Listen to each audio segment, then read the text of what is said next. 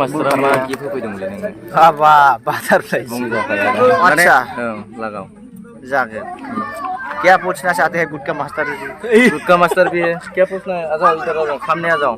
सामने क्या मिलेगा हमको आ जाओ ये एंटरटेनमेंट से कुछ पूछ ले मेरा माने बिथाङा दा हाबा जाबाय नालाय बिथांखौ दा जोङो बोराय होननानै गाबज्रिनांसिगोन बिथांनि फेमिलि नोंथांमोन जेनेबा मेरा शादी में मामा गुटका आया है खाना बना कैसा हुआ कैसा नहीं हुआ ये नहीं नहीं माने भाभी है जोंना बाजैया नै दा समायना खानाय बाजैया बिउटिफुल बा आन्दायो तोलाय बैठा अच्छा माने गोबालायनानै थाफैनो मोनाखैमोन आरो गोबावसै नै फर्स्ट टाइम आरो लोगो हमनो सानबाय थायोमोन सानखायोमोन जेनेबा हाबा माने बोरायावसो लोगो मोनबाय आं सेंग्रायाव लोगो मोनासै आरो माथो खालामनो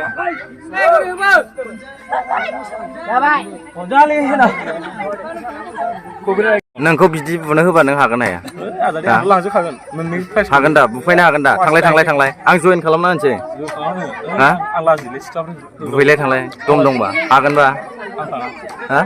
दा ओरैबायदि लासिंसो बिदि खेलनोसै गुटखा मास्टारा लाजियो आरो माने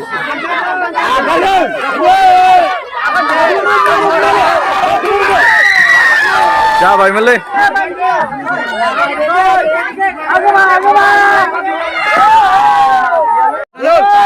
आखिथिं हो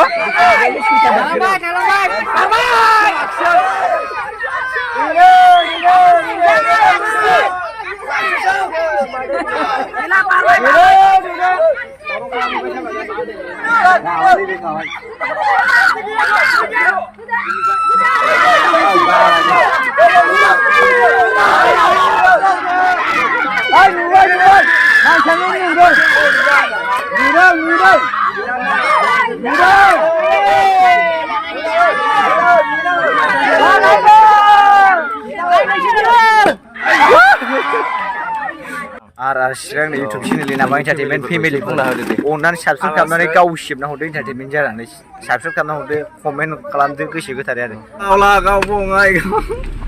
जोङो थांफिनसिगोन आरो गुटखा मास्टार गुटखा मास्टार जाजों फैबाखै आं नै ससे आय एसे दान्सो वाइ गोसो